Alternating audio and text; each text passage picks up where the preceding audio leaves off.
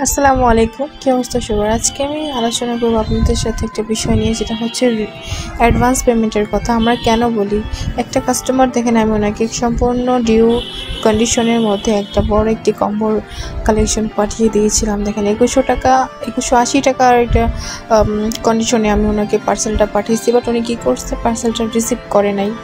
Even সে আমাদের রাইডারের সাথে আর আমার সাথেও ব্যাড বিহেভ করছে। উনি বলে কি, ফোন দেওয়ার পর বলতেছে যে উনি নাকি পার্সেল রিসিভই করেন নাই। কেন ভাই আপনারা এগুলো কেন করেন? আমরা আপনাদেরকে সম্পূর্ণ বিলিভ করে আপনাদেরকে প্রোডাক্ট পাঠাই কন্ডিশনে, আর আপনারা করেন এগুলো। আচ্ছা, আমি আপনাদেরকে খুলে দেখাই। এটার মধ্যে প্রায় 28 ডজন ভেলভেট চুড়ি ছিল। আমি আপনাদেরকে খুলে দেখাচ্ছি। দেখেন ওনার ডিটেলস সব এখানে দেওয়া আছে, আপনারা চাইলে ওনার সাথে কথা বলে দেখতে পারেন। এত বড় একটা ফ্রড করলো উনি।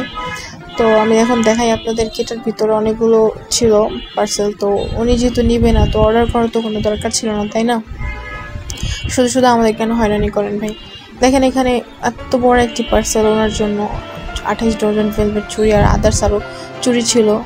তো উনি বিগ সাইজটা চাইছে, তাই আমি বিগ সাইজটার সাথে ওনাকে একটা গিফটও দিয়েছি আমি। দেখেন, তো উনি পার্সেলটা রিসিভ করলো না, 3 দিন ঘোরায়। তারপর উনি করলো কি, বললো যে উনি নাকি কোনো পার্সেলের অর্ডার দেয় নাই।